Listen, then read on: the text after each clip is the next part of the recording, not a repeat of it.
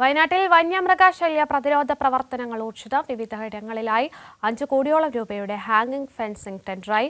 വനംവകുപ്പിന് പുറമെ കൃഷിവകുപ്പും സംസ്ഥാനത്ത് ആദ്യമായി പ്രതിരോധ പ്രവർത്തനങ്ങൾക്ക് വയനാട്ടിൽ തുടക്കമിട്ടു. വരൾച്ച പ്രതിരോധ പ്രവർത്തനങ്ങളും മാർച്ച് അവസാനത്തോടെ അന്തിമഘട്ടത്തിലെത്തും. അനൂപുണ്ട വയനാട്ടിൽ നിന്നും കൂടുതൽ വിശദാംശങ്ങളുമായി. Anoop, good morning. Good morning കീർത്തി.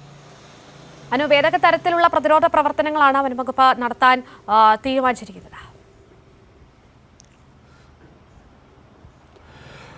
കീർത്തി, വളരെ സജീവമായി സമീപകാലത്ത് വയനാട്ടിൽ ഉയർന്നു വന്ന പ്രശ്നമാണ് വന്യമൃഗശല്യം. ഇതിൽ സർക്കാർ തല നടപടികൾ ഊർജിതമായി പുരോഗമിക്കുന്നു എന്നുള്ളതാണ്. വനവകുപ്പിൻ്റെ പ്രവർത്തനങ്ങൾ നടക്കുന്നു.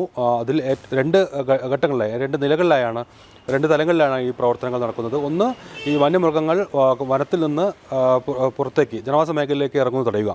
2, അതിനാവശ്യമായിട്ടുള്ള നടപടികൾ, അതുമായി ബന്ധപ്പെട്ട നടപടികൾ നടത്തുക.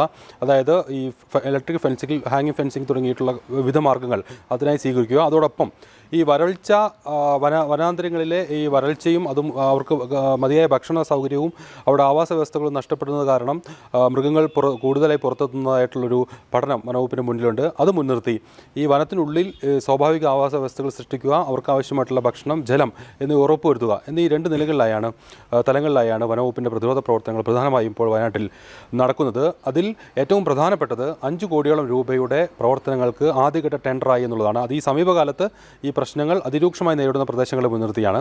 അതിൽ ഏറ്റവും പ്രധാനപ്പെട്ട കഴിഞ്ഞ ദിവസങ്ങളിൽ ടെൻഡർ പൂർത്തീകരിച്ച ചില പദ്ധതികൾ ഇതാണ്. ലക്ക് D2, അതായത് ഈ വയനാട്ടിൽ കൽപ്പറ്റ റേഞ്ചിന് കീഴിലുള്ള ഏറ്റവും കൂടുതൽ വന്യമൃഗശല്യം രൂക്ഷമായ പ്രദേശങ്ങളിൽ ആണ് ഈ പദ്ധതികൾ ആദ്യഘട്ടത്തിൽ ആരംഭിക്കുന്നത്.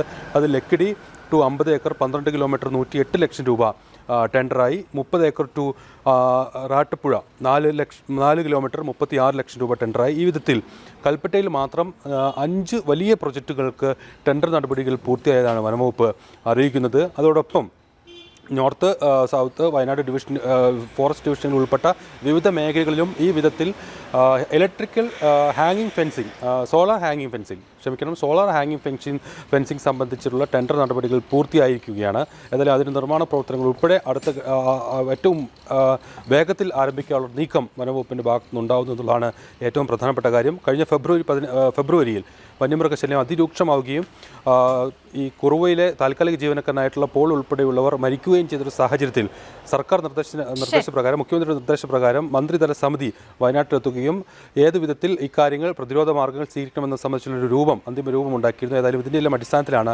ഇപ്പോൾ ഈ വിധത്തിലുള്ള പ്രതിരോധ പ്രവർത്തനങ്ങൾ വനവകുപ്പിൻ്റെ ഭാഗത്തുനിന്നുണ്ടാകുന്നത്. അതോടൊപ്പം മറ്റൊരു കാര്യം കൂടി സൂചിപ്പിക്കാനുണ്ട്. ഈ വരൾച്ച പ്രതിരോധ പ്രവർത്തനങ്ങളുമായി ബന്ധപ്പെട്ടാണ് അവിടെ. ശരി, അനൂപാണ് കൂടുതൽ വിവരങ്ങൾ.